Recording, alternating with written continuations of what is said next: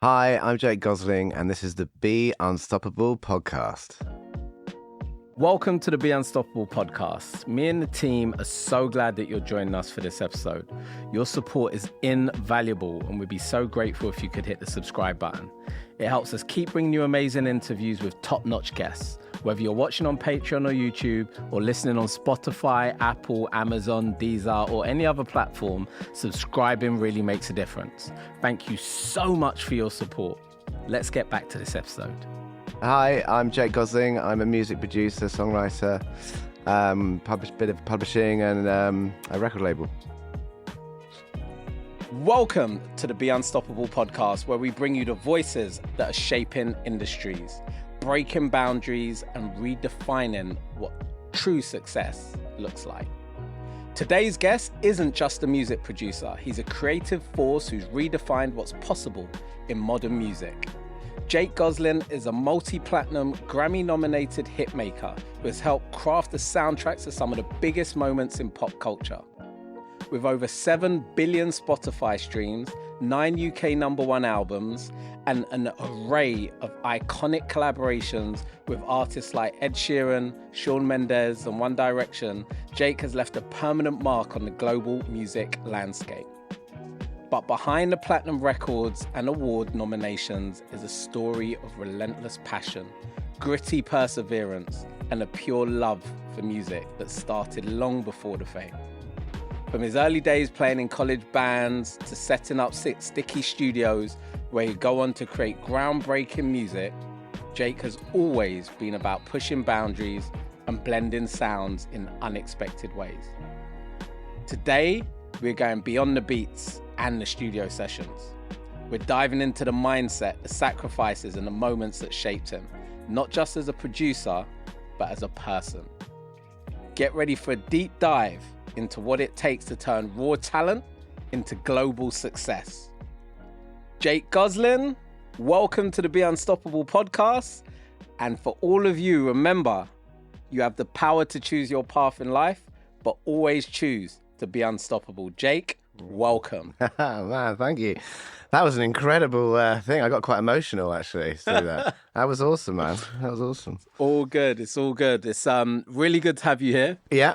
I'm a big fan of the work you do, but even more so, just a big fan of you as a person. One of my favorite people in the business. So I'm really excited to have you here. That's great to be able to have you on the podcast. No, thank you, man. And looking forward to chatting with you. Yeah, me too. We're going to dive straight into the early years. Yeah. Tell us about your earliest memories of music, what life was like growing up for you, and if there was a defining moment that led you to want to work in the music industry.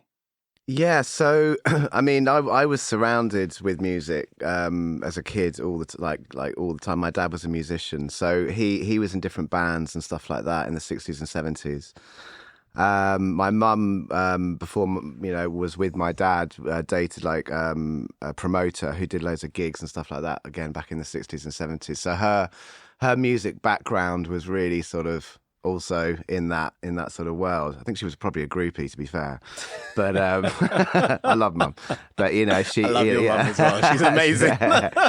But it's I think as a kid I literally couldn't escape it. So it was something that I guess wasn't particularly normal. I mean, my mum's sister dated Peter Green, who was in Fleetwood Mac. He was the original sort of lineup from that. So within the family, stuff like that, we were quite close with Fleetwood Mac, and my dad was managed by Bill Wyman, who was the bass player of the Rolling Stones and stuff like that. So it was quite a unique childhood, to be fair. And I was, like I say, surrounded with it, and that obviously had a massive influence on my life. And it was very eclectic. Mm-hmm. I don't know if you know Morris dancing by any, that weird thing. I can't do it, but I'm aware of it. I'm sure that, I can't imagine you doing it, but maybe I can. But it's like it's a really old English folk tradition where it's it's all to do with the harvest and all this sort of stuff. And the music's quite off the wall, and it's all like accordions and melodeons and all that sort of stuff, and English folk. And there was this folk festival in Sidmouth that as a kid we used to go to, and it's world folk. So it was folk from Africa, from India, it was the roots, I guess, the roots of where music came from. And we used to do this quite a lot. And my parents were part of a folk like thing. And it was the first time I got drunk. I think I was about 2. You know, I went round the pub and finished all the little bits off, you know, all the bits off in the pub. But it was an amazing experience, you know, I guess. So all these elements sort of, I guess, helped build and shape what I was into. And my music range was quite eclectic, from classical to folk to, I guess, my dad was into progressive rock and jazz and stuff like that. His band was a real mix of that, quite off the wall, quite psychedelic, I guess. He played with Hendrix, and he also session musicianed with, a few other bands of that day. So, yeah, like I said, I was always at festivals. I was always at gigs. I mean, it's literally, I probably couldn't escape it. But funny enough, my dad was like, look, you know, as I was getting older, he was like, you know, music's tough. You know, do you really want to do this? And I'm like, I don't know anything else. I mean, it's something I'd always loved doing. I wasn't particularly academic at school. I'd always get distracted and sort of, you know, wander off in my own mind. And music was always something I came back to. I had a piano teacher that used to classical stuff, which I didn't really enjoy. You know, I found it quite hard. I'm slightly dyslexic as well. So with the note reading, you know, I'd be like, what's this? But he used to try and keep me in time with a pencil and beat me on the head with it, you know.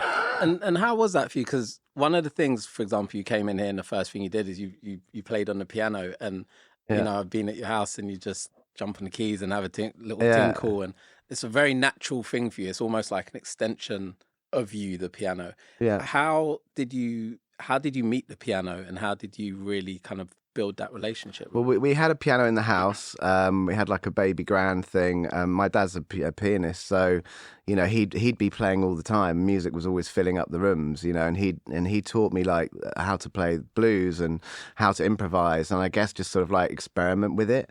And like I say, I wasn't particularly that technical, but I guess I got to work with my ears. Yeah. And my dad always said to me, look, you know, your ears don't lie. Go with that. Trust your ears, you know, which helped me later down the line with mixing and stuff like that. And working out where things should sit, you know, just try and reference things, listen to things and try and position it, you know, give it space, I guess. Yeah.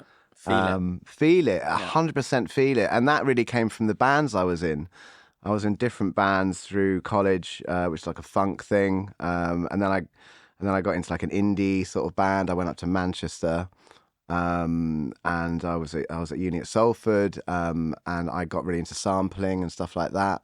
So I had this band called Coup de Rate, and we printed our own dub plates with samples on it, and then we had this scratcher guy that would like, you know, sort of throw it down and whatever. And I had these pads, and it was really fun. And I loved art as well. And we, you know, I had all these old sort of like VHS stuff, which was like, you know, I would make loops of visuals and project them on the back of the wall. Okay. The band was called Coup de Rate, and we got really close to the signing a few times. But, you know, like, you know, it's tough. And someone would leave the band, and then I'd be like, oh, you know, it's just me on my own. It's me on my own again. On your own. Yeah. So just taking it back to the early childhood, and you know, you mentioned some very iconic names that were in and around you at the time.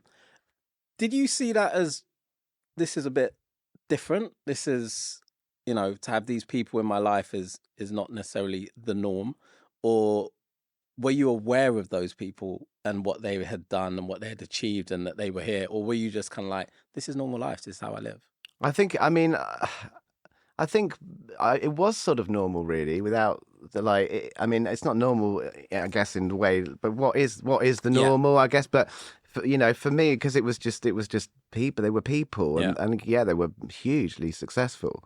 But I guess that broke down the things. I remember as a kid, I never really had, like, a lot of my mates or whatever would have like be a fan of someone and have a poster on the wall of the band or you know, an iconic, and I was never really like that. It was really weird. I was always looking for something else, I guess. I was always, because I don't know why, and I was always trying to experiment with different types of music. I think that's what it was, because I was open to so much of it in different styles and genres.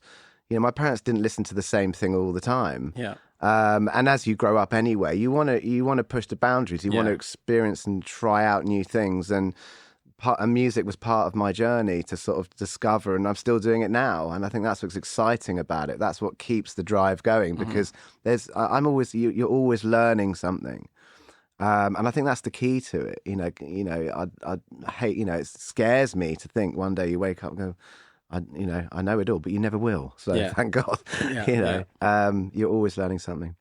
And do you think your parents were, you're quite open and free-spirited, and having met your mum, I was like, in the summer, I was like, oh, it all makes sense now. Do you think your parents were a factor in your freedom to experiment musically? Oh, 100%. I mean, they really did sort of let me, I mean, I was blessed because my dad had a studio, and it was reel to reel. So, at the age of 9, I remember, writing my first song to this girl called Nikki, who I fancied at school. Shout out to Nikki. Shout out to Nikki. Did you have a date? Well, I mean, yes, we did. Did she break up with you? I don't know. I think it just fizzled out, to be fair. I was 9. I was going to say she messed up. Yeah. Well, shout out to Nikki. Shout out to Nikki. But yeah, it was such a basic song. Yeah. But I remember bawling my eyes out, and my mum was like, "What's wrong with you?" Yeah. But I guess, I'm quite an emotional person. I think in music and stuff like that, that was, like you said, when I walked in here and started jumping on the piano. I think it's like, for me, it's an outlet, and it's somewhere where I can escape, and I can.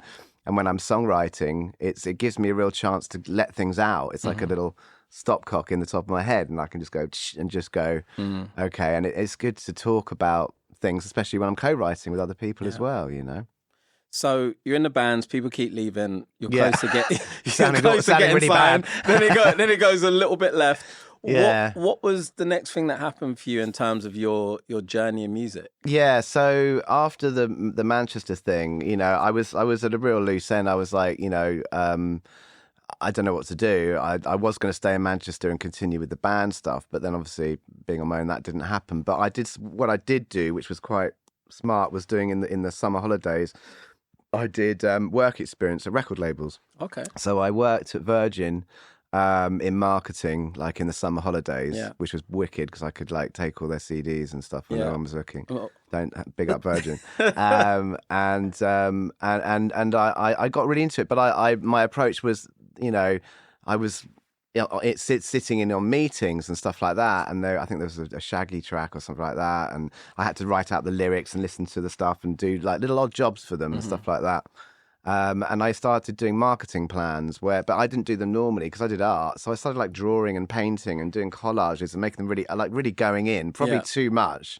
But they were like, whoa, what's this guy up to? It was different. I wasn't just typing it up and I was actually making it into an art form, I guess, and then photocopying that and turning it into a whole thingy. And off the back of that, I obviously went back to uni again. And then I got a call from a PR company, a girl called Jo Hart, who you all know Jo Hart. Love Jo. Yeah, brilliant. And I was the first person she employed. Wow. Poor her. Well, she set up on her own, and she's a record plugger. Yeah. And I needed money, and I moved back to home. The office was in Kilburn, and Jo interviewed me, and Virgin had recommended me, which was kind of them, and said, look, we had this intern kid called Jake, and have a chat with him. And I didn't know anything about record plugging, but I went along and I got the job. And we got on really well. It's just like me and her in the office, But to be fair, my heart was not in it. Yeah. And I stuck it out for as long as I could. But, I would pick up the phone and it was all regional radio, and you'd phone up and it was like Jimmy Nail, like, Crocodile, will you play this record? You know what I mean? Was it Crocodile Shoes? Yeah, something like that. Yeah. And, but it was like Usher as well. Usher's first time. So some of it was really sick, but, and NSYNC and stuff like that. And then what happened was that I got a phone call one day. I was quite late a few times. My head wasn't really in it. I got a phone call from Joe. Oh no, from Dragon FM in Wales saying, by the way, can you let NSYNC know this is Justin Timberlake and all the boys are on the bus and they're with Joe, and they had to go from one end of England to the other end of England, for this radio show. And I forgot to tell Joe that the interview had been cancelled. Oh, wow. Right, yeah. Oh, wow.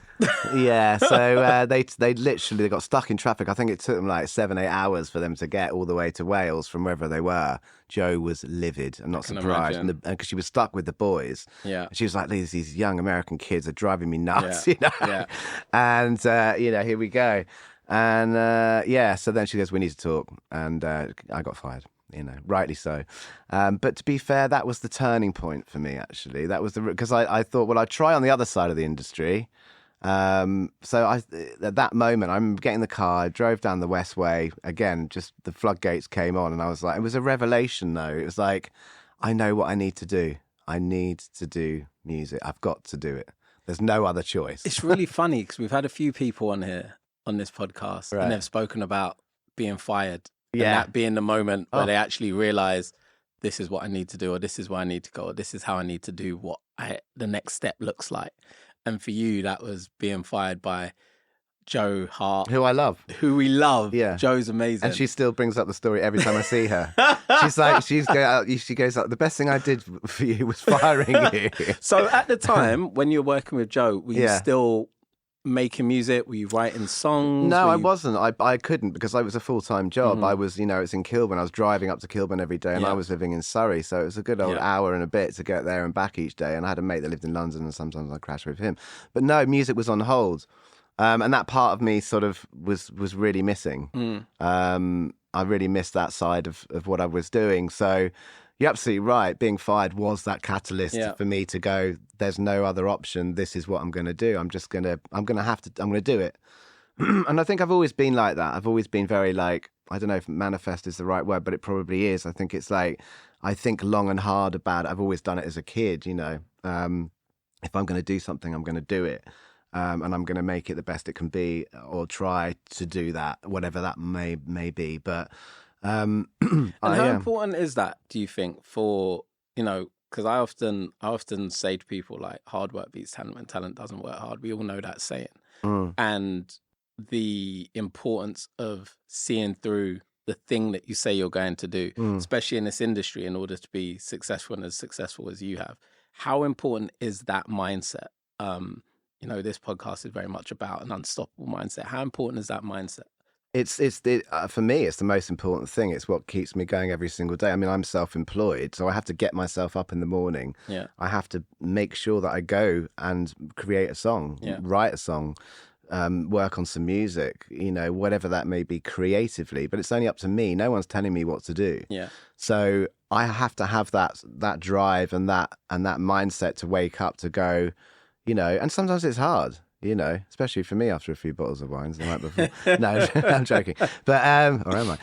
But no, it's like it is that thing that, and I love it as well. So I mean that makes it a lot easier. But to be fair, it's also the rejections. That the amount of knockbacks that I've had is many more than the successes. I mean, millions, I imagine billions in the of early days that was a lot. How did you cope with that? What was the mindset to get through that? Because you started producing now. You've realised being a PR plugger, radio plugger is not it. You're starting to make music now, and I imagine you're trying to get in the studio with people, and they're saying, "Nah, mate." Yeah, well, I mean, this is it. I mean, you do have to be thick-skinned, obviously, but I think it's like the rejections actually gave me a bit more fire. I don't know why. I think it was like, no, I'm gonna prove you wrong. Or what I do tend to think is that it wasn't meant to be. I always have this thing where the universe has decided that this isn't for me. This isn't my path. I wasn't supposed to get that cut. Yeah. Or the song wasn't supposed to be placed by this artist because it's going to go somewhere else, or there's something better. So I look at it like that rather than going, oh, poor me, what a shame, I'm just a failure. Because otherwise I'm never going to get anywhere. I'm just channeling it in a different way maybe and thinking about it in a different way. I call it reprogramming the mind, I guess, and just going, well, how do I get to this point? Well, I have to work through all these things. And I take on so much. I take on too much half the time. I always say that I always say the world's in a conspiracy to see me succeed. So every time I'm told a no, it's because you're part of that conspiracy that's supposed to redirect me to where I'm meant to be. That's how I look at it. Yeah. I mean, I think we're similar. I think that's why we get on so well because, whenever we meet, whenever we chat, there's such a positive energy and there's always something, whatever it is, something happens or there's a path or a door or something that opens up wherever it will be. And I like surrounding myself with those people And I think as I've got older, I've got better at doing that. And I think when I was younger, I was probably, and I think a lot of people probably have the same thing, where you do tend to surround yourself with negativity or people that can draw or take things from you. And you think you're helping them, or you think they're going to change, but actually they don't. Yeah. And you're the one that gets, you're the ones that suffers. And it could be in relationships and music relationships, Okay. So tell us about your early days once you started to make music and what that was like for you.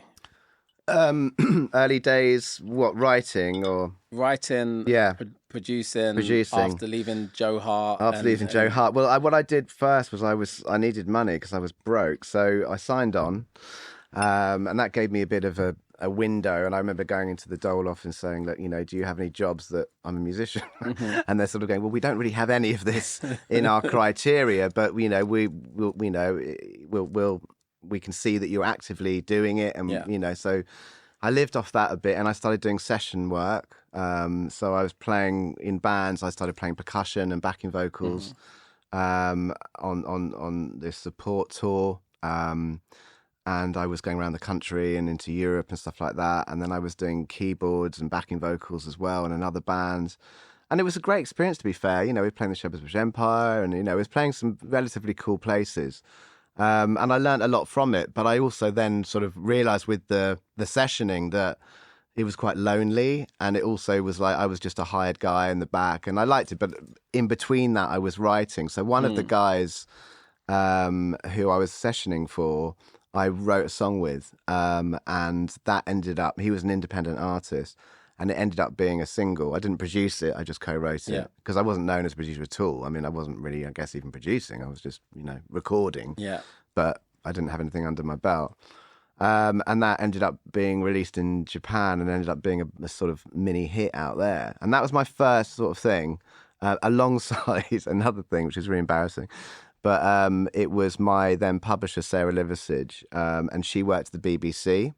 And my mate was in a band at the BBC. I met her through that. And she got me doing like TV music and stuff like that. So I did this song. Do you remember the Tweenies?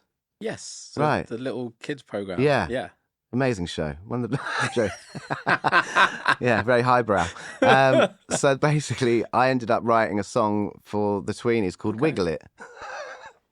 You never heard of it, obviously. You wouldn't have heard of it. It was a track on their album anyway.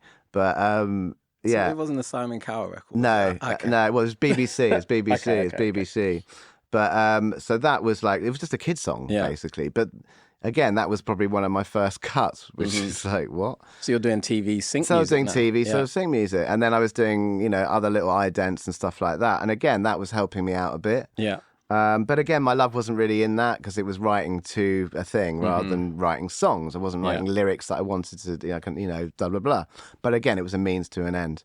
Around that time, I was recording everyone I could possibly find and say, look, come in for 100 quid or whatever. I'd write with them and I'd record with them. So wait, you were paying people to come in? No, they were paying me like occasionally, so like 100 quid. Well, not actually write, but if they were recording, then I would. But otherwise, it was free. I'd say, come in and write with me. Obviously, I'm not charging them to write. Yeah. But recording that, if they want to do an EP or something like that. Yeah. And then after that, then my now manager John was managing this guy called Pete Dupont, who was like a singer-songwriter guy. And I was working a lot with him and getting paid to record a lot of his stuff. And then John got offered to work to manage Wiley, and that's how I then hooked up with Wiley. Yeah, and then it was a completely different thing. But because I'd done a lot of the sample stuff in Manchester, and I had such a range of music, I was then sort of involved with him. I remember that because I remember thinking, I think around that time is when I started to become aware of you, and I was like, I was aware that you were working across different genres. Yeah. And I was kind of like, oh, you went from that to that. And you're doing that and you're doing that, but you're doing it well. And a lot of times when producers try and jump genres, they don't do it very well. But you were really good at both. So I was like, I keep an eye on this guy. I might at least get in the studio with him. Well, I think it was the fact that I was my dad, obviously, with being through music, had seen some pretty dark stuff, especially in the 60s and 70s, the sort of stuff that went on about, was terrible. I mean, the music industry got slightly better, but it was still can be completely sharky. But he was also like, look, just watch out, watch your back, and you just got to be careful where you're moving and how you're moving. So I think within that, he was like, don't be pigeonholed. He was like, you don't want to be like me. Like he was like, I've been stuck in doing, this thing, because he ended up doing, different sort of, kids music himself, but indirectly of me, weirdly enough. And it did well out of it, but he was stuck in this world and couldn't get out of it. So for me, I saw him go through that, and I was like, I don't want to be the same. I want to try and diversify as much as I can and not be held down. I hated being held down. I hated saying, because you know what it's like. Everyone looks at whatever you do and go, well, if you've done one record, that's the sound of that person. It's not. Yeah, I know so many producers who can do so many different styles and do it great as well. But because they're known for one thing, they keep going back and back for the same thing, and then they always end up in that same box. yeah, No one wants to be in a box. yeah. And that's what it is. So the Wiley thing really opened up, a lot, and through him, I was fortunate. I was then met Scorcher and Wretch 3-2 and Kano and Getz and all those guys. And I was working with all the grime scene and Roll Deep, and I knew Target, and we were at the time, around that same time, I then published by Sarah, and MySpace was around, and then Ed Sheeran turns up. Big segue. There you Tell go. us about that. Tell us about what that was like, when you found Ed on MySpace, and what was it about him when you saw him on MySpace that made you believe this is someone that I really want to work with, that could be a successful artist? I mean, for me, it was just, he was completely unique and completely different to anything else I'd seen. And for me, my gut just went, this is incredible. The first song I heard was You Need Me, I Don't Need You. And that lyric, just that one bit, you need me, man, I don't need you. I thought that is so clever. It's funny, Darkus quoted that lyric on the Did podcast when he spoke about missing out on him. Island, yeah. Yeah. Yeah, sorry, Darkus. But, a great man, Darkus. But yeah, I think, it literally hairs on the back of the neck moment, and completely, I was like, I've got to work with this guy, this kid. And he just moved to London. He was just 17 years old. I was working with Wiley and all that at that time. And I picked up Ed from the local station. He turned up, it's just so Ed, red hair and his travelling guitar on his back, and his little guitar thing, like a violin. It was so small. And his backpack, his rucksack, and everything he sings about, what I mean? It was just him. His Nike trainers, his high tops, and his baggy little thing, little hood, and he was just like, who? What? This is just, And then when his songs, his lyrics were about that and stuff. The first song, we went back to the studio, and the first song we wrote that day was called "The City," and we was talking about stuff. And I was like, well, you've just moved to London. Let's write a song about you moving to the city. And we were talking about how. Basically, that's the song. It's the city, and cracks in the pavement and the skyscrapers and what's happening. But trying to find subtext in that, underneath those lyrics to talk about, it's quite lonely and it can be sad and it can be quite daunting. And you're 17 and, people are smoking weed on the side and whatever else is going on. He's a young lad. And, we just wanted to put that in the song and just keep it something real, I guess. And then our relationship just grew from then on, really. And he loved the fact that I was working the grime scene. I was doing a whole album with Wiley, at that time. I then started doing some extra engineering as well as a separate job with this guy called Nelly Hooper. Okay. A guy called Nelly Hooper. The legend. An absolute legend. And he was, for me, quite iconic, and I was a fledgling producer, I guess. Writing and for him I engineered. So he got a job with to produce Paloma Faith's album. So I ended up being engineer on that and actually producing as well on that record. And I learned loads from that guy. I mean, he'd work, he was part of Massive Attack and Bristol whole, dub scene and all that, and he worked with Bjork. Yeah. you know, Madonna, U2, you know, people that I was like, wow, you know. Yeah. So I could aspire to, you know, and the way he worked, it was all the ears, all about the ears, but also the feel, all about the feel, you know. And I'd learned, you know, all these flags were appearing again and again each time on different things. Ed, same thing. It was about feel. It was about those lyrics. It was about the moment, you know. Wiley, same thing. You know, all these greats in their own fields, it's all the same things. Yeah. So I kept on seeing it again and again. You used to go up with Roll Deep to Nelly's studio when Nelly wasn't there. We'd basically just lock ourselves in with Twin and you know, Target and Shoulderhammer and just all those guys and just make music. Yeah, you know, just make music. That must be an incredible time. Brilliant times. Just sitting there, just, you know. So, when you were working with Nelly, yeah, what did you take away? Like, obviously, you took away feel and you took away, you know, but in practical terms of your songwriting, in terms of your production, were there lessons that you learned from working with him? Yeah, definitely. I think it was about the finessing of stuff, and I think he's you know, because he comes from that dubby sort of world. I remember, you know, obviously, and at that point, actually, dubstep was making a real moment in music as well. So I was trying, even in the Paloma Faith record, I was like, let's try and, through Nelly's influences, what's the modern way of doing dub? So me as the engineer would go away and get on Massive and try and work out how to do the, you know, make my own, you know, filters and stuff and make my own sounds to create dub noises and stuff like that. And with, you know, it was sort of trying to, you know, as an engineer, I was trying to understand where Nelly's head was and how I can be the engineer to him to help his vision as the producer make sense. Do you know what I mean? Yeah.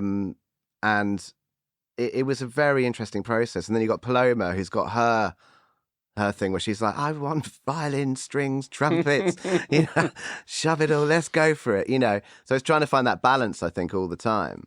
But it was the sonics that were interesting, you know. We were experimenting, and Nelly liked to experiment. It was like, it wasn't just happy with one snare. That snare sounds not right to me, Jake. We need to change that. It's not right. And I was like, okay.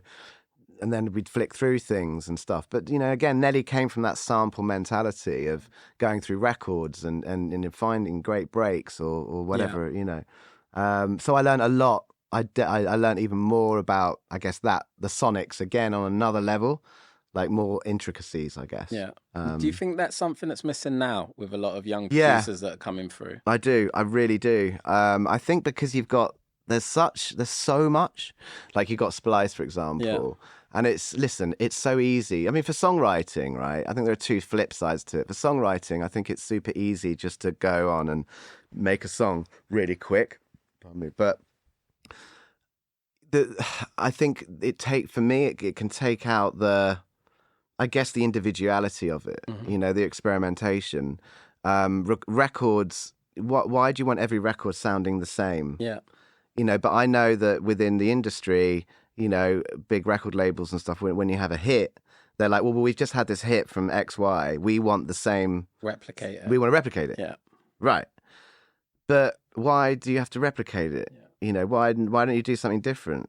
I mean, funnily enough, actually, in a pop world, like I think Sabrina Carpenter did it incredibly well. I mean, like you got her first song, which is actually a Splice sample. Yeah. It's like they've just literally, it is that loop. The song is the loop. Yeah. I mean, it's incredible. I mean, it's a huge hit, massive, worldwide smash. Non-stop. She's not going away. No, she's not.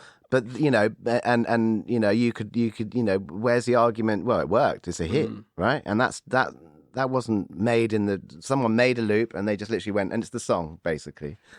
But then Sabrina's next song wasn't anything like the song. It was a completely different style, vibe, sonics. And that was, for me, was actually really clever because I thought, well, they went here, but they didn't do what I thought they would do and keep it going on that same disco flex. They actually went somewhere else. Yeah.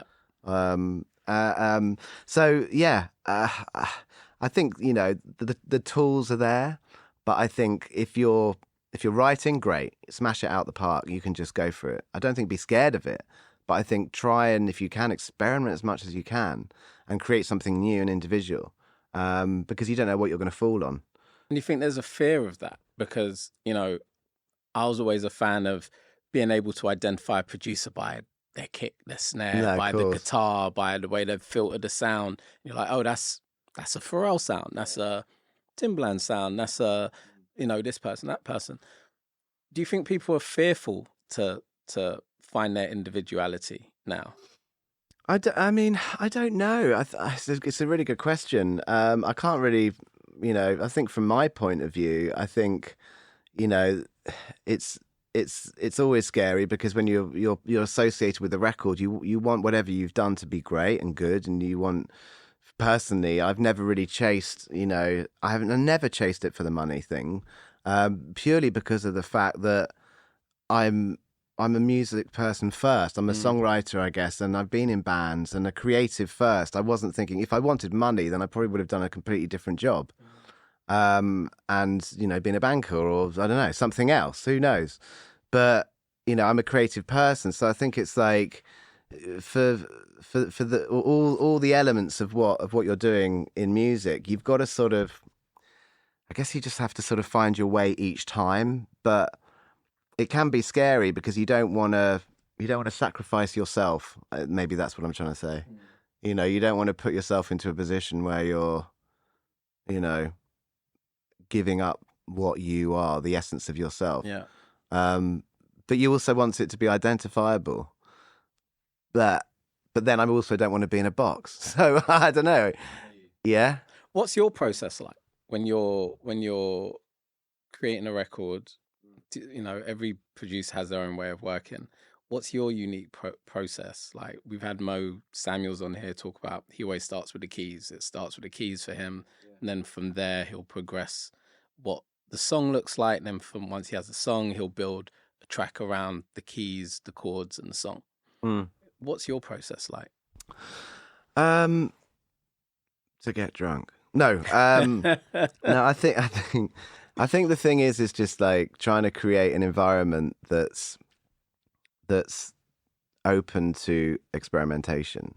I think, you know, like I said before, I think the feel is the most important thing. I think, you know, and I've said this before, but, you know, we are human beings. And I think that we have errors in us. We're not perfect. And I think that's what's beautiful about, you know, trying to make a record. You know, I think imperfection is perfection sometimes because we're all imperfect. And I think music, if it's too perfect and too processed and too squashed and it can work in so many ways, right? If you're doing a dance record, then I get it. You want it to be right in your face and this is what it is. Listen, you can produce records in so many different ways, you know? If it's drill, it's 140 and it's dat, you know, and there's not much going on. Yeah. You know, but that's a drill record, but that's stylistic stuff. But from my personal experiences, when I'm producing a record, it's really a matter of making sure the artist is in control and that a clear vision's made. I've been lucky to work on whole albums, you see, as well. I haven't really done a lot of like individual singles. But I prefer the process of an album. Like when, you know, like the Libertines, for example, you know, working with a band like that, you know, I could relate to it because I came from bands. Yeah. But the whole, you know, the Libertines have a certain sound. It needs to be, you know, Pete's out of tune all the time. Yeah. You know, but that's part of it. Part of what? That's part of the flavour. Yeah. That's the colour. Yeah. That's the, you know. And do you think music's become too perfect? Because I say this to like even the producer I manage sometimes. Yeah. No, leave that voice cracking because that's the flavour, as you put it. That's the money. That's what gives the emotion. But quite often we're seeing in music now, producers making a perfect record, taking out the breath, taking out the crack, taking out, you know, all of these little elements which create the uniqueness. I always say, well, Mary J. Blige, if you make her sound perfect, she's not Mary J. Blige anymore. She's just some every R&B singer that's out there. But what makes her special is the voice cracks, is the bum notes, is all of this stuff that adds the flavour. Do you think music is becoming too perfect now? I think there's definitely an argument for that, for sure. I think because you know we're living on the edge of an AI situation, which is I personally find quite scary.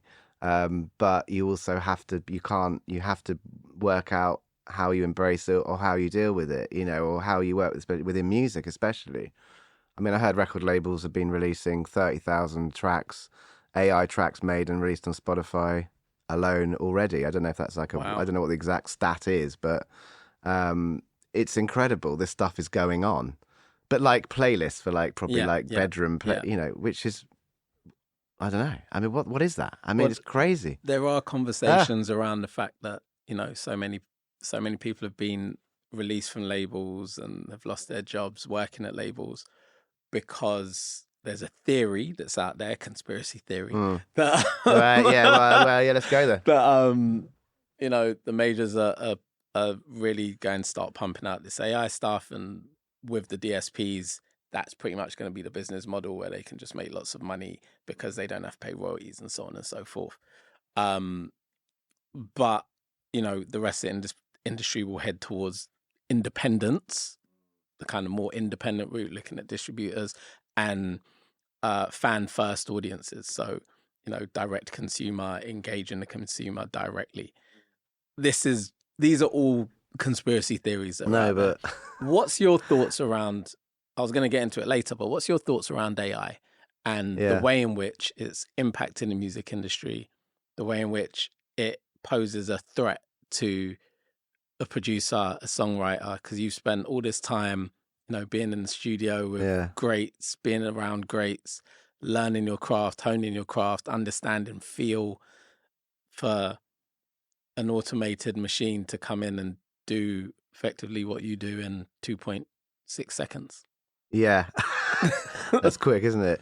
I mean, I personally think it's a little scary. I mean, I don't think there's enough policing at the moment. I don't think the industry are ready or prepared, that well yet for it. I think there's too many people who know how to make a lot of money, namely the big boys at the top, who are going to use it as much as they can to really line their pockets. I think that's the basic truth of it. So for people like, myself, other producers, writers, new artists, I think that, you've got to understand it as much as you can, I think. Don't run away from it because it's not going anywhere. It's only going to be more of it. But it's also how you use it. I mean, there's going to be so many, I don't know what the laws are at the moment. I mean, you can go onto a website now and you can download anyone's voice, from Beyonce to Ed Sheeran to whoever you want. Yeah. And you can literally sing and the voice can sound exactly like someone else. Is that a good thing for songwriters if they want to pitch a record? So say you want to pitch to Rihanna. I think it is. I think in that sense, yeah. I think it is because it's another tool, isn't it? I mean, you can't fight the tools. The tools are there to help you. It's like when the drum machine came along, all the drummers were like, hold on a second. Yeah. So, it's a tool, it's going to be used. I don't think it's going to put people out of work, that for sure. But for pictures, I know a lot of people that do that already and put, different voices on it because it can sell the records. And at the end of the day, I used to hire session singers. So it saved me a bit of money, you know what I mean? Or someone else a bit of money, and I guess in that respect. But then it puts a session singer out of a job. This is it, right? So ecosystem, something, and then they're suddenly not getting food,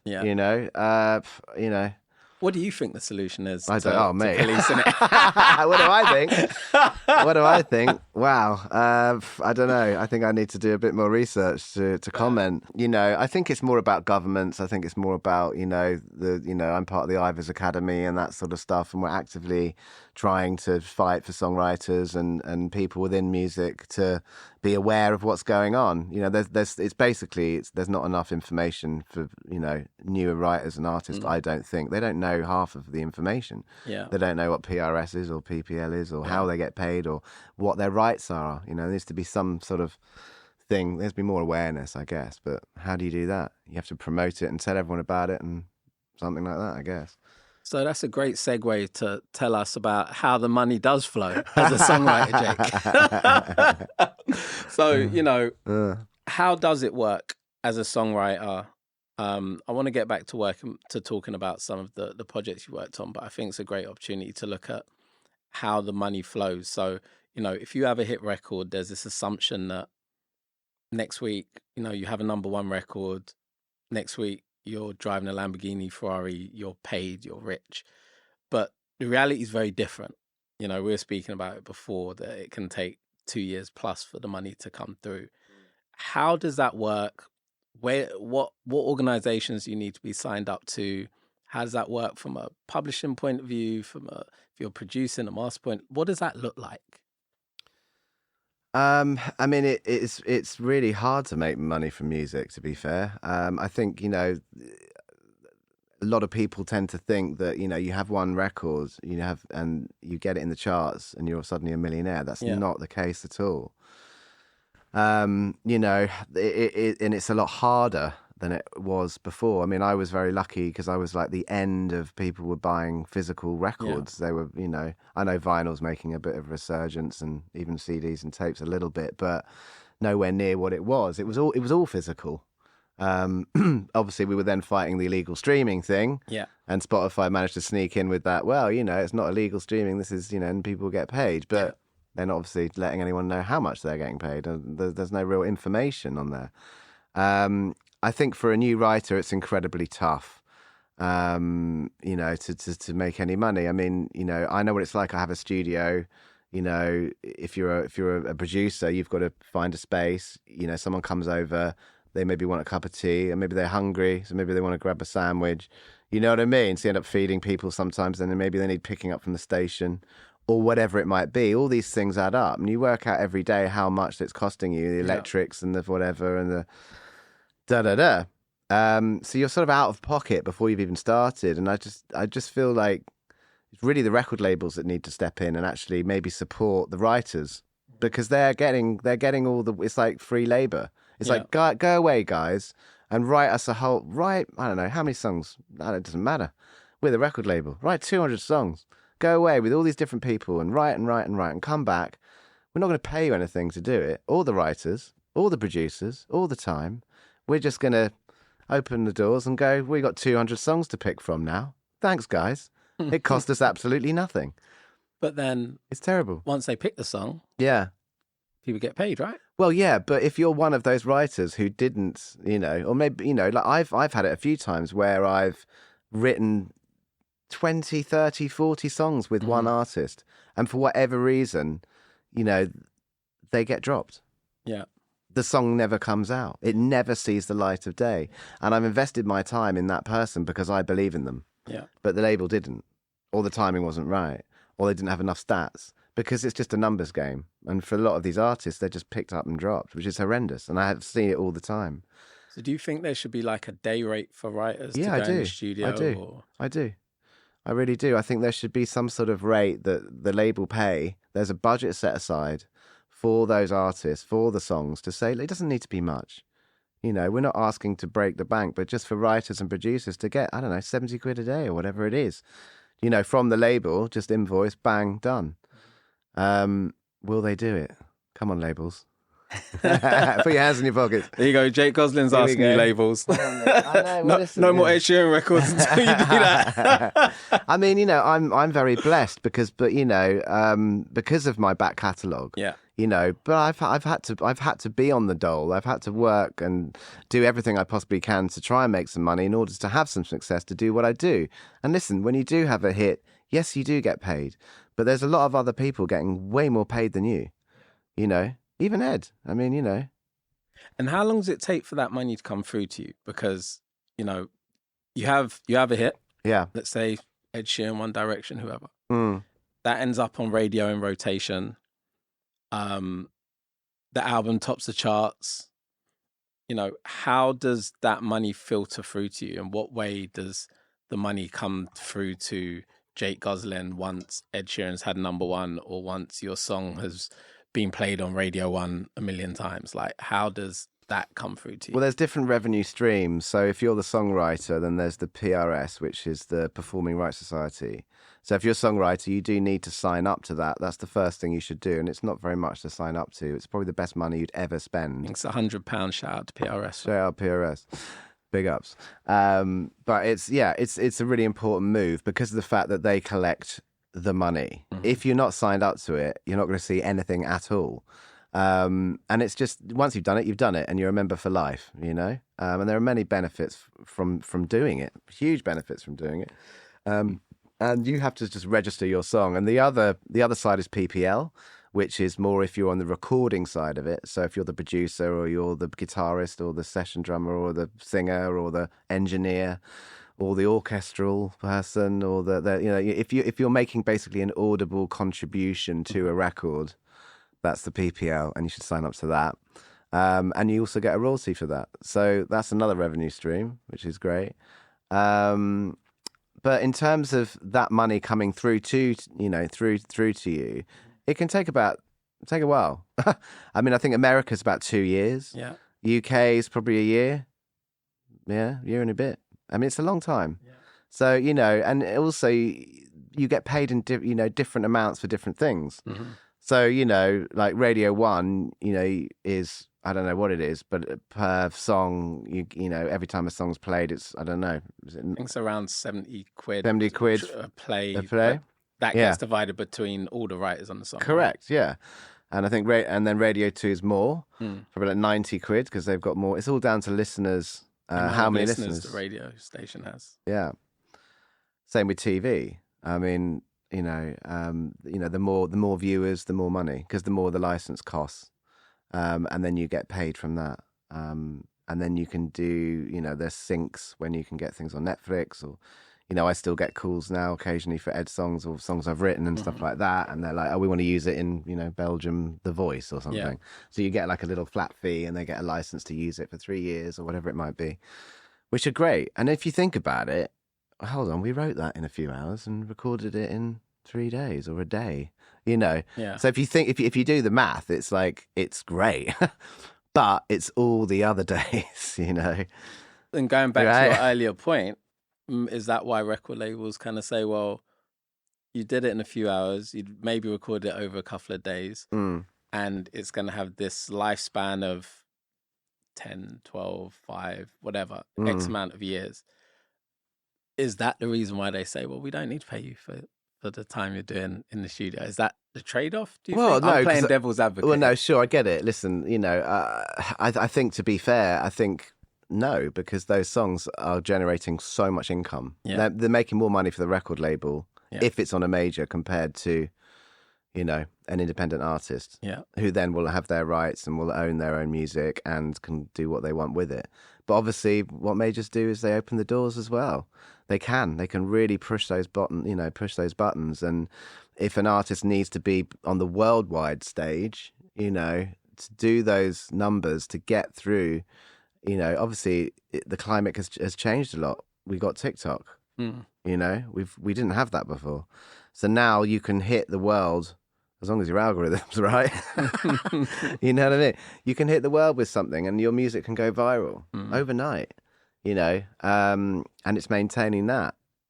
So you can do it independently. There's so many ways, but yeah. I want to get back to talking about the Plus album. You know, such a huge album, defining moment for British music industry and for your own career. Did you have any idea at the time how impactful that album would be when you were making it, for yourself and for Ed's career as well, and for the music industry as a whole? I mean, I had a feeling it was like, I mean, I felt great about the record. I mean, I was terrified because I didn't know if I was going to actually be producing his first album, because even though I'd worked on all the EPs and other stuff before, you know, I'd done the Wiley stuff. I, you know, was doing engineering with Nelly and stuff, but I wasn't really known, I guess. Yeah. And to sign a record deal, you know, when he signed to Atlantic, I knew those guys quite well because of Wiley, because he was signed there as well. So I was bigging up Ed massively. So I think, you know, I was like, look, here's my guy. So I was sort of part of, I guess, what Ed was doing, which helped. But, you know, I did hear that they played it to other producers to see. And in their defense, I don't know who they are, but if they're listening, I love you to pieces. Because they turned around and were like, it sounds great. I don't think you need me on this, which is remarkable. What an amazing thing to do. Yeah. You know, I mean, wow. And lead by example, right? Yeah, yeah. Lead by example. So, it was an incredible moment. I think looking back at it, you never realise how big anything's going to be, do you? You're in the moment. But it was just like a party after party after party. I mean, thankfully, we'd done so much hard work. I mean, Ed is one of the most hardworking people in the music industry I've ever met. So I think that his ethos, again, manifesting, he'd already had the names for the albums when he was 17, 18. Wow, I didn't know Yeah, that. plus, minus, multi. He had it there. He had it all laid out. That's manifesting. There you go. Bang. He already had it lined up. He already said he was gonna sell out more shows, I think, than James Blunt. He'd said it. He said, I'm going to do it. I'm going to play Wembley. He was saying this stuff. And that literally was coming out of his mouth. And I was going, yes, you are. Because I'm a similar type of character. I'm like, we're going to do this. This is wicked. Yes, let's go. And yeah, of course, we came up against the No's and the Not Sure's and those sort of people. Yeah. But that's all part of the journey, isn't it? And you have to fight through it. And it just skyrocketed. Once we did the Collaborations #5 album, I said to Ed, don't pay me for that. Let's just work on it together. We'll just split it 50-50, put it out independently. And we'll just split the writing. We'll do everything just easy peasy, which was a great move. It just went like great. It was charting. Yeah. And this was all independently. I think we put it through TuneCore at the time. And he was gigging like crazy. I remember him coming to a gig and like saying, we were like, do you want to have a drink? And after he finished playing, he was like, no, I've got 3 more tonight. Got 3 more shows. Like, but does anyone want to buy my does anyone want to buy my CD? Anyone want to buy a CD? Yeah, no, literally. And I was like, wow, that work ethic. It's crazy. Unbelievable. Yeah. I mean, he's still the same now. I mean, I can email him and he emails within half an hour. I mean, literally, I've never known anything, unless he's on a plane or doing something. Even then, he's found a way to do it. It's remarkable. I mean, he doesn't need to. I mean, he's a megastar now. But he's still the same old Ed, which is incredible, in so many ways. Okay, he's been through the industry and he's seen it and all the rest of it. We all know what that's like. But underneath it all is, the same guy, which is amazing. When you produced Thinking Out Loud, track went on to make history, first record to hit 500 million streams on Spotify. What was your creative mindset? And did you get a sense it had become as timeless as it became? And did you, it's a record that's, you can't go to a wedding that's not played. Right? I know, yeah. you must be like, there's my record again. Yeah. There's a few weddings on that one. Did you sense it was going to become such a huge, timeless record? No, actually. I mean, I knew that wasn't even going to be on the record, actually. It was a very last-minute record. The same... Yeah, I've always found that with albums. It always tends to be the last couple or few songs that end up coming later to the game that for some reason just... Maybe because the artist is in that headspace, or we're all in the headspace where it's like, you know what? The pressure's off. The album's done. So you're not like worried too much about it. I mean, it felt like a great record. Don't get me wrong. I was like, but you're so in it. Yeah. I mean, that was recorded so fast. Ed phoned me. He'd wrote it with Amy in Wales, I think at hers.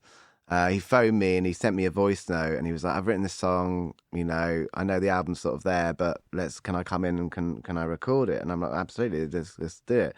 Played me this sort of thing down the phone. I was like, sounds great, sounds sick, let's go.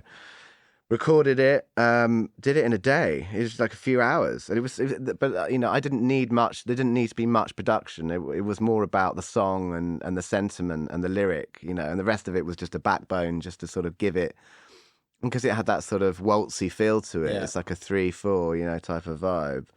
I just wanted to make it simple, and I just used like old school like sample drums for the beat. It's not a live kit. It's just, but they're individual live samples that I used to make it, and layered it with a couple of things. I can't remember if the bass was live or not. And then my dad, and then Ed was like, "What's your dad up to?" I was like, "I don't know. Well, he's from like the 70s, 80s. He's from that era. Should we? Let's get the feel. He's old. He's old. He's got it. He's got. Well, it's the way he plays. Yeah. You know what I mean?" And so he said, can you call your dad and get him to come down and jump on the record? I was like, yeah, I'll phone my dad. So I phoned Dad. I said, Dad, do you want to play on this record? And he's like, yeah, what is it? I said, it's very simple. It's like 4 chords and just sort of jam. Can you just jam over it? He's like, yeah, sure. Jumped in the car, came down, recorded a few takes of him just doing. But it's really tasty. If you hear the record, you can hear these little flexy PG, we call him. They're like, go PG, come on. How did he feel about, being on such a successful record? Yeah, well, I mean, blown away by it, obviously. I mean, I spoke to Ed the other day, and I think it's just made history for the biggest selling single ever. Wow. And I think it's about to go double diamond, which is 20 million. 20 million. That's insane. What? Like, it's crazy. Yeah, it's quite mad. I mean, I remember in the early days, it was, it does hit your head a bit weirdly. You know what I mean? When things, I'm sitting there, and obviously because no one really knows who I am. I'm the invisible man, really. Yeah. I'm the, behind the scenes making the records and writing on the records and doing stuff. But I'm not Ed, and I'm not the face. I'm seeing a Wembley Stadium, and I'm just like fucking thousands and thousands of people singing songs that you've written or 90,000 people, and then and you and they're just oblivious, and you walk around. It's like it's quite nuts. But I think for anyone, you have to sort of get over it and not have that ego thing where you're like, oh yeah, you just got to be like. I'm always thinking, well, what's next? Yeah, how do you stay grounded in that situation? Next? Because I think one of the things why we get along, why I've always really been drawn to you, is I remember before all the success, crashing Brit Award parties with you, and I won't say too much on the podcast. On. Let's make this a good one. Let's get those numbers up, mate. But we had some fun. We had some fun back in the day, right? Yeah. And then you had all this success, and you were exactly the same. Oh. And it was like nothing had changed. Yeah. And a lot of people, they'll have this level of success, and their ego kicks in, or something, there's this change in the person, and you're kind of like, oh, I don't know if I recognize you anymore. But you've managed to stay really grounded and to be the same fun-loving, boisterous, cheeky Jake that I met, 15 or so years ago. Yeah. Like, how do you manage to maintain that? I think, to be fair, I think it's probably going back to my childhood, really. I think it's because I was surrounded with some insane sort of artists and musicians. And I think just seeing them as normal people made me realise that no matter who you are, you're still just a person. We're all the same, really. Yeah. We have different skills, and we have different things that we bring into the equation. But we're all just the same, really. So we just need to get on and move on and make it exciting and happy and fun rather than get involved in our own heads and go around in circles, I think, and keeping good people around you. Like I said, I think it's important to have a good bunch, a good team around you, people that you respect, people you look up to, and I think that's the way to keep sort of more of a level head, really. We all have our moments, and we all go a bit, I can get a bit excited, but that's me. I've always been a bit like that. But yeah, I think it's just about moving on each time and thinking that, and along the road, there are still so many knocks as well, to be fair. And I think, success, has its, it's a saying, ups and downs, it really does. And you see it, and I see it, and it can be, very difficult. But you have to try and keep a strong mind and strong focus and ride through those bumps. Because no matter who you are, we all have them. That's the truth of it. I've been thinking a lot about, we're going to probably talk about it later with the record label thing, but maybe we'll save it for then, or we can talk about it now, whatever you want to do. But it's to do with the sort of mental health side of it.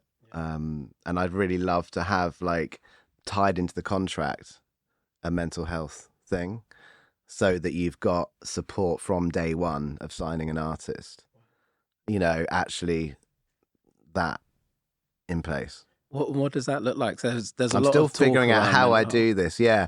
I don't know if any label's done it yet, so hopefully no one else is going to copy me before I do it. And is that something, because obviously, you are involved in recording One Direction, doing records with them, and obviously we saw what happened recently with Liam. And, there's a lot of conversation around the support that he may or may not have received from record labels that could or could not have been afforded to him. Was that something that helped to trigger that? Was that something that... I think it was part of it, for sure.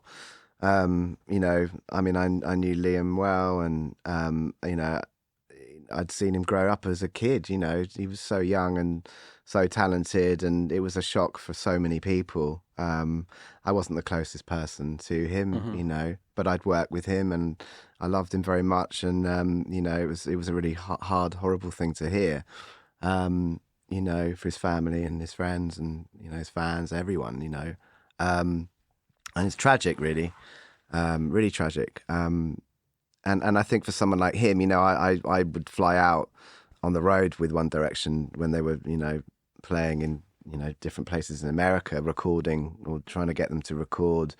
We had studios that were set up in hotel rooms and stuff because they just couldn't leave the hotel. They'd walk out the door and it would just be mayhem. I remember being in Cannes once, right, and they were doing some teen awards. I can't remember what the awards were called. And I remember trying to walk towards the beach, and you could not get down the road for the amount of screaming and fainting girls that were in the street. And I was just like, that was my only real experience of seeing 100%. One Direction and the fandom that existed. It was like nothing I've ever seen. Yeah, it was like, I guess it's like the Beatlemania. I mean, they were the biggest band in the world, weren't they? And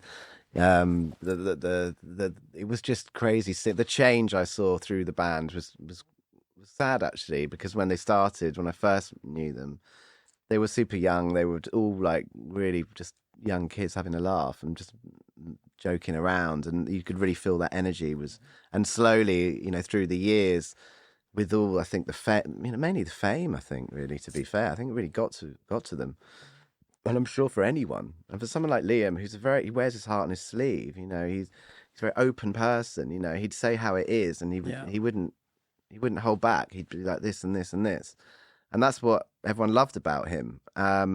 Great songwriter and just a brilliant guy, like amazing person. But he had troubles with himself, I think the fame thing was definitely something that really, really overcome him. Tragic. But yeah, that's why I think, I understand the importance of with success and within music and with that isn't really addressed, I don't think, at all, really. No, it's not. So my thinking is that how can I, I'm seeing it on a daily level. I've got artists coming into me, on a daily basis with, ranging from right at the beginning, before even the beginning, up to ones who are already established. And I've seen it again and again, that change. But if that support was in there from the day one, then it would dramatically help, Even certain artists that are coming from, certain situations in life. 100%. So I meet artists sometimes, I'm like, you're suffering post-traumatic stress. Yeah.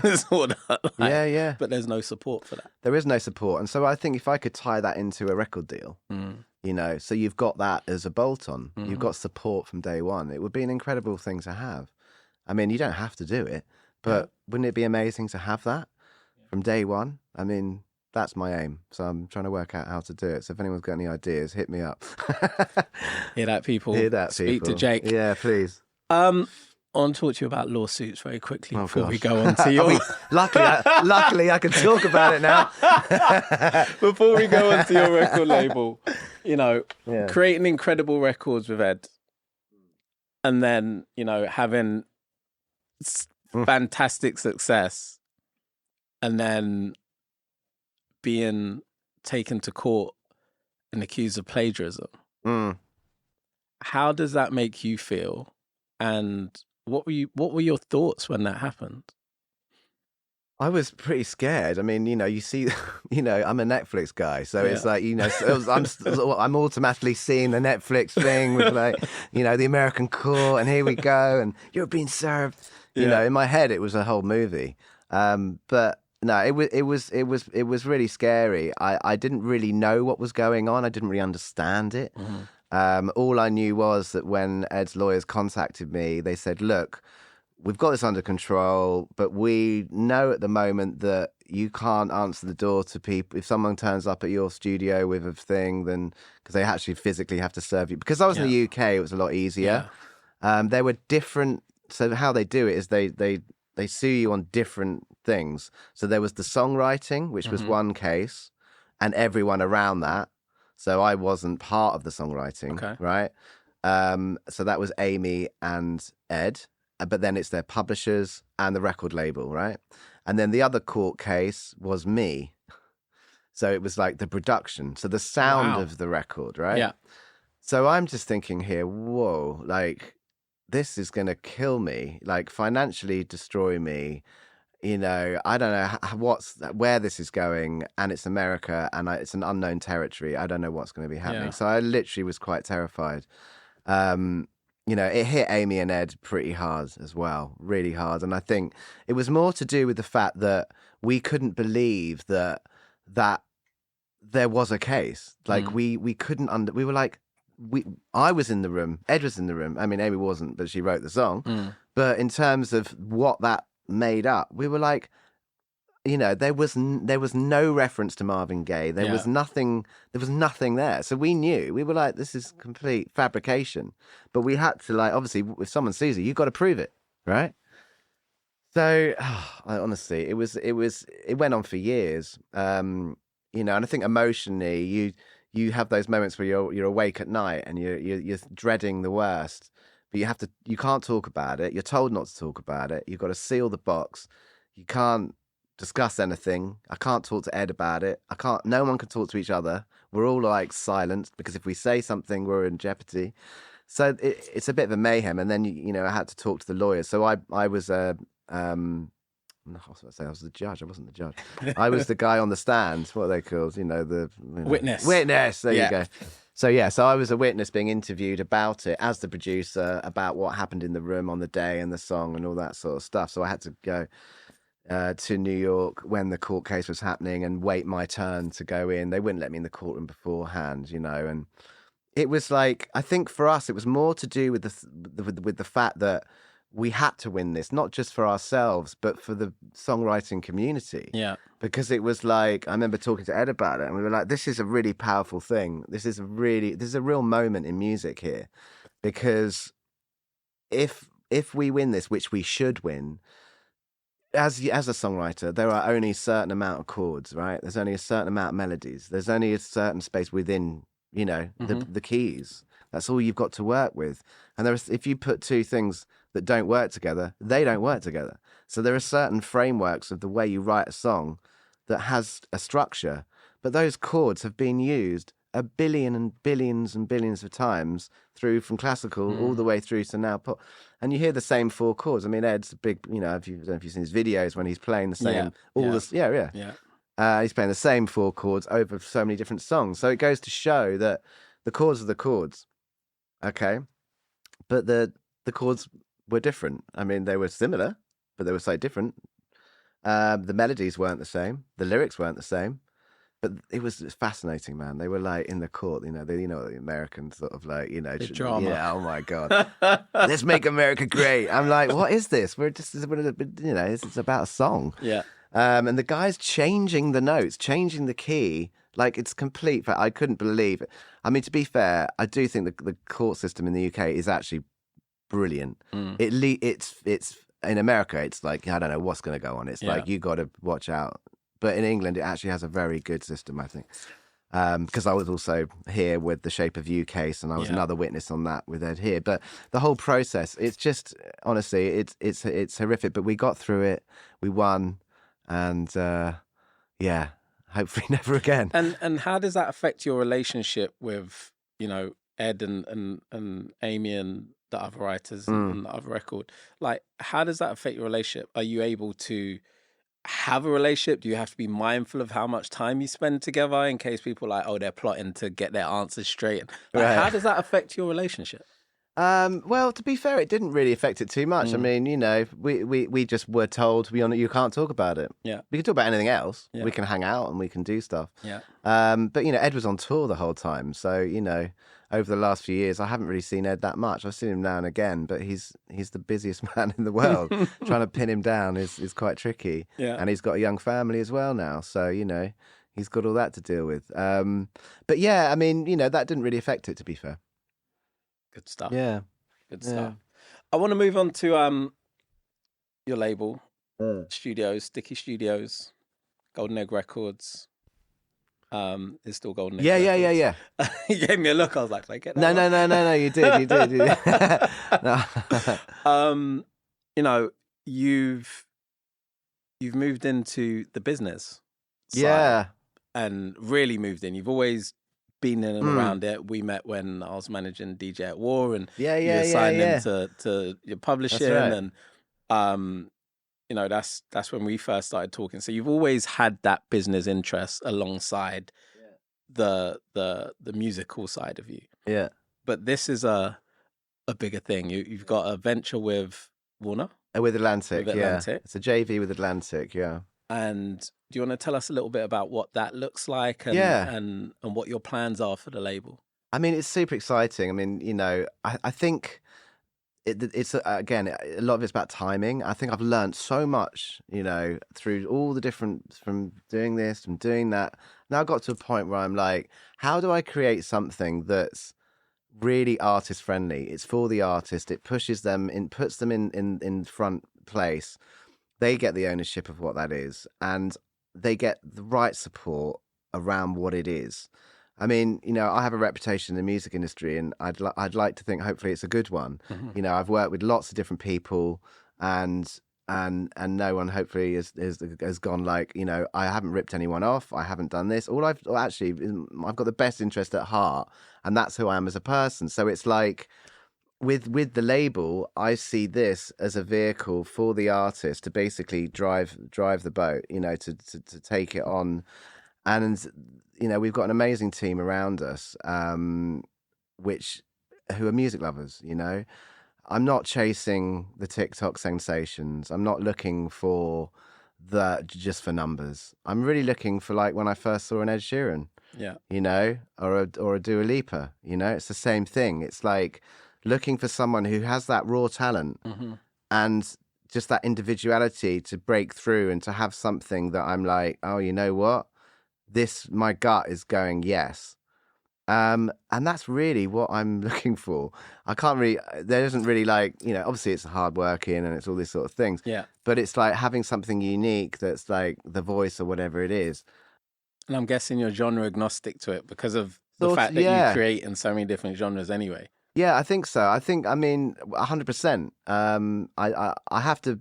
It has to have an identity. Mm-hmm. So it's called Hotel Records is the new one. Okay. So basically, the whole idea is that you can stay and you can leave whenever you like. I love that. Right? So and you're not tied in. If you want to check out, you just check out. So what does that look like as a deal? Is that? So it's like song by song, project by project. Yeah, I mean, I think it's just like basically a place, a breathing ground for, mainly it's for new artists. It's not for established ones because they've already got what they got. But it's about people who are starting out, who need that support, who want mentoring or don't, whatever. But they've got the back of having Atlantic round the side. It's distributed through ADA. Which is the Warner distribution.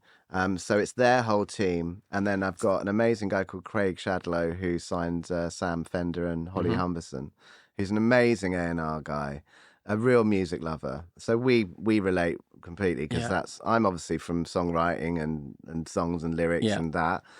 And then A-List as well, my management team are involved as well. And they've got their experience. Shout out to John Wolf. Shout out to John Crew. And then there's Amy Webber, who's also on the Atlantic side. And then, we've got Howard and Alice and, the ADA team. It's just, there's digital marketing. I mean, I met them all the other day, and it's just like having, for me to have that framework of people who are professionals in their field. It's what I've needed. Because Golden Egg was my first sort of label, fledgling, working it out, and I'm still keeping that as my really early development-y thing. Yeah. This is now up from that.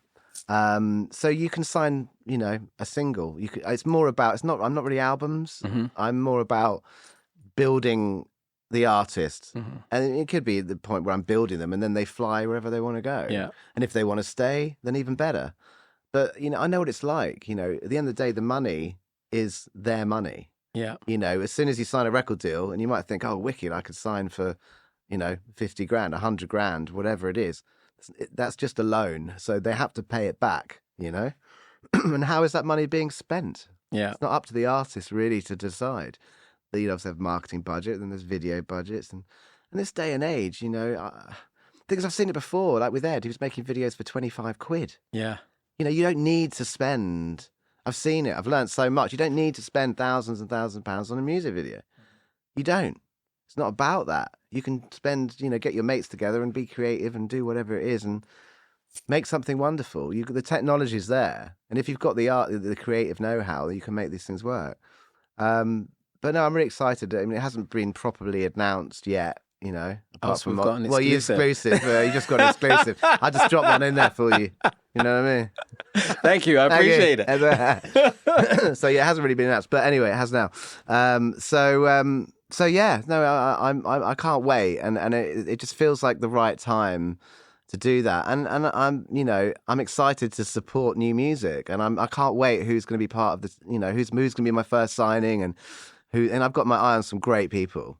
Is one of them your son? No, that's two. Because Jake, I was very fortunate to be at your birthday party and see your very young son pull out a guitar, sit down, and sing a song that he wrote. Yeah. And I was like, oh my God, I've just witnessed a star. And, obviously there's a long way to go, but I was like, give him 6 years of just growing up. Yeah, no, of course. And this kid can be. Yeah, you got one there, Jake. Well, thanks, mate. Are you interested in him following in the family footsteps of going into music, or is that what he wants to do? Or I think he's only 13, so he's really young. But to be fair, I just want him to have opportunities. Like any parent, if he wants to go into it, then of course I'll support him. But I'll support him on anything I think he wants to do.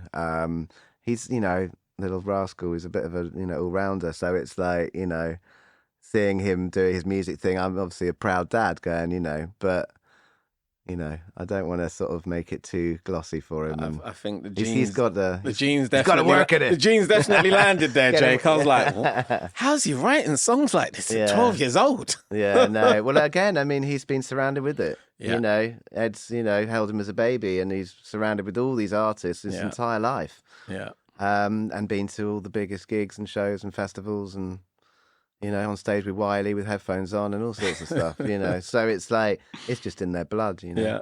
So. What role does resilience play in your life? Resilience? In what way? Personally, professionally, how do you cultivate it in an industry that's constantly evolving? What, in terms of like being strong against all the sort of resilient against the negative stuff? Or? Absolutely. Being strong against the negative, coming through situations like lawsuits, coming through, financial hardships, but knowing actually this is what I need to do and this is my destiny. Like, how do you stay resilient for those people that are going through it, that are believing in their dream, but are coming up against the wall time and time again? Yeah, I mean, really, I think it's just from having those knockbacks and like I said sort of earlier, like thinking, well, it wasn't meant to be, it's not like it we all come up against problems, and I think it's how you face the problems and how do you get around those problems. And so I see it as like it wasn't meant to be for whatever reason, if, the door closes on you, then that wasn't the door to walk through. So there will be another door that you can walk through, and that's the way you need to live your life, and that's the way you need to go. I think I have always been a bit like that, and that's how I deal with it. I mean, I do feel quite resilient because of that, and I guess that gives me like it helps me a lot, because I'm not a massive worrier. I don't worry because I think I'm wasting time. Mm-hmm. I'm like, if I'm worrying, well, I'm only going to worry about, it's just in my head. Yeah. It's just a thing. Yeah. Like, so what am I worrying about? If I'm just worrying, then I'm like, well, it's something else. I should be doing something else. Yeah, finding a solution. I'm not saying I don't worry, and I'm not saying I don't get scared or upset or anything. Of course I do. But I'll try and sort of almost, even though I don't want to be in a box, I'll put these other things in a box and go, that's where they go, not me. So you recognize it, you park recognize it, yeah. and you try and move on. Yeah, so I go, well, that's what it is. I'm not going to waste my time, dealing with that, because I have to, call it reprogramming the mind or whatever it is, and go, okay, well, let's park it, like you said, and it's there and gone. And also I think other things are really important, like exercise is really important. I think food and diet is really important. I think people around you are really important. I think, I swim quite a lot. I love swimming. I just do like an hour, and it just clears the mind. I think for a lot of people, I don't think they realise how important actually some things like exercise are. Yeah. I mean, I've been stuck in a studio for so long, Yeah. A lot of people in music, they're there, and you're sort of stuck with no light as well. Loads of people come to my studio, they're like, oh my God, you got windows. I'm like, yeah, I know. Yeah. It's nice. It's in the country, it's fields. You're like, oh, this is nice. And then I'm like, well, it's just a shed. I mean, it's literally a shed in the garden. But a lot of people, they don't have any light. I mean, that must really mess with your head. Yeah. But they don't have, you got to work where you got to work. You got to find, a space. But yeah, I think there are lots of elements to it. I don't think it's just, the mind. I think it's other things that you do around that. It's funny because we had Danao on here, and he was talking about hugging the wall. Because, yeah. He was talking about exercise, and he said, that's the thing that keeps him going. He started a regime where he exercises regularly. Yeah. And he exercises to a point of almost blackout now. And he's like, but the way the endorphins make him feel. Yeah. It just changes his perspective. I mean, I don't go that hard. But you don't have to train to blackout people, but I think the sentiment. I need to a bit more, but there's always that, isn't there? Yeah. But yeah, I think I didn't realise that as well. I think that's something I've come, I think being a bit more active is something. Maybe as I've got older, I've realised actually I probably do need to move around a bit more. You know what I mean? What advice would you give to young creatives who might be struggling to find their way in the industry? I would say do not stop doing it. I think you've got to be, going back to resilience, I think you've got to be resilient, not to give up. And I think, like I said, keep knocking on those doors and keep trying to push forward. And not every song you write is going to be a hit. And that's normal. And what is a hit anyway, Everything that you do, I think, as a new artist, it is hard work. You've got to be prepared for that. You've got to have that attitude where, if you want to be the best, then you've got to really go for it. You can't sit back and wait for it to come to you. If you've got a track on your computer, put it out. Release it. Don't just sit on it, leave it on your hard drive. Give it a chance. Don't worry if the mix isn't quite where you want it, or you haven't got it where get it to as good as you can get it, and then try and push it out there, get it out there, release it. Collaborate. Collaboration is really important. Go to places where there are other musicians. Go to, me and you, we were out all the time at different events and things, and that's how we know each other. Yeah. From going to shows and from hanging out with different music people, and there were different spots, and there were places everywhere, all over the world, in different, cities, towns, wherever. Find where it is and become part of it. Socialize, talk to people, Obviously, if you're one of these people that is not very good at that and you just want to stay inside, it's probably not the job for you. Yeah. Yeah. You can be a creative in other ways, and that can be beautiful too. You don't have to be, a worldwide star in order to be a great songwriter or artist or whatever you do. So don't take the pressure off you there, And and just enjoy it. Enjoy the journey. That's the main part. The journey. Yeah. Journey of it all, because it is a journey.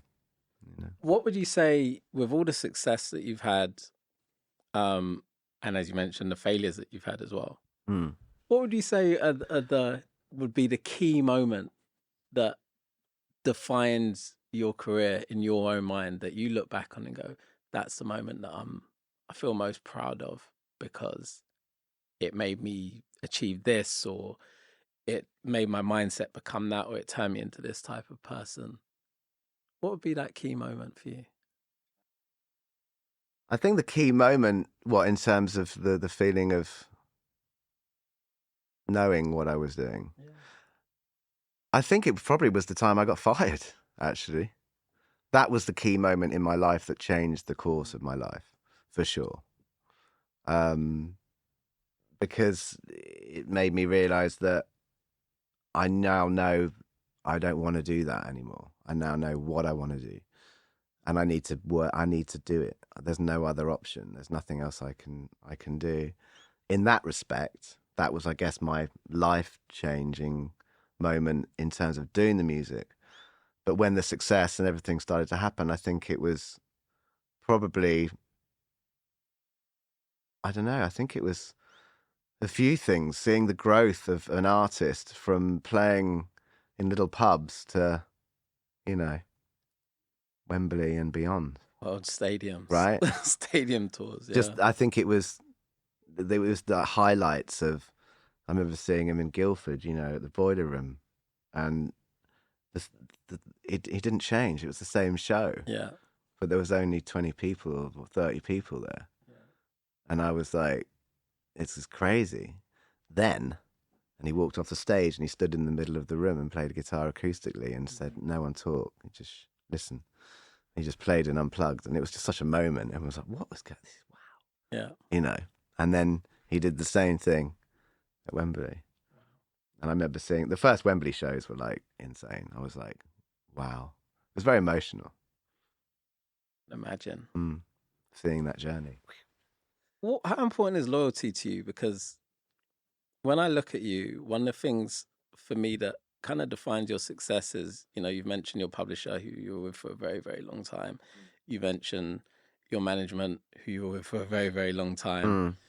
You and Ed have had a relationship for a very, very long time. Like, you have consistent people around you that have played a part, small parts, large parts, whichever way you want to look at it, in your success, and you've stuck by them. Even in times when, other people may have said, well, actually, maybe you should go with this person because they're bigger and they can give you this, that, and the third. But you stayed with those people. How important was it for you to stay loyal and keep those people around you when in this industry, quite often, talent, writers, producers, artists are quite quick to jump to the next, jump to the next, and jump to the next so that they can achieve the goals that they have in your head. How important was it for you to stay loyal to those people? I mean, really important. I think, when you've got something good and when you've got a good relationship with people, then that's all you need, I mean, even with my lawyers and my accountants, they're supposed to be the most boring people in the world, but I love them. They're sort of like the family. I mean, I've been with John Statham, for years. He doesn't even talk to me really anymore. He doesn't need to. He's fishing all the time. But, he's an absolute legend. And when I first met him, I was like, you just get it. Yeah. You understand me. And I think that's the point.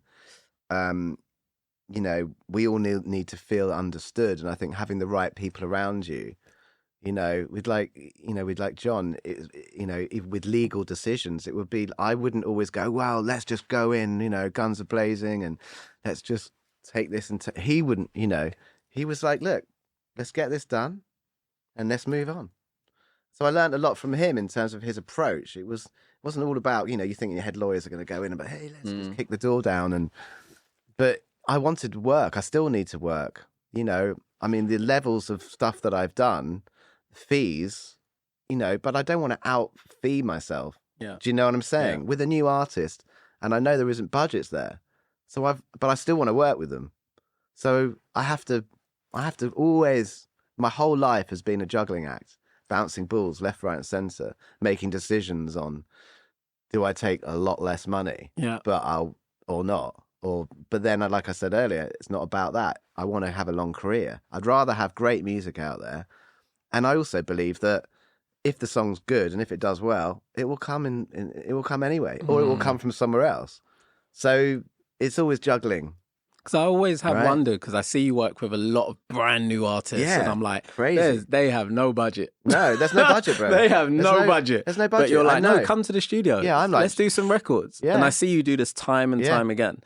And, you know, it'd be easy if you'd say, no, I'm just going to work with Bono.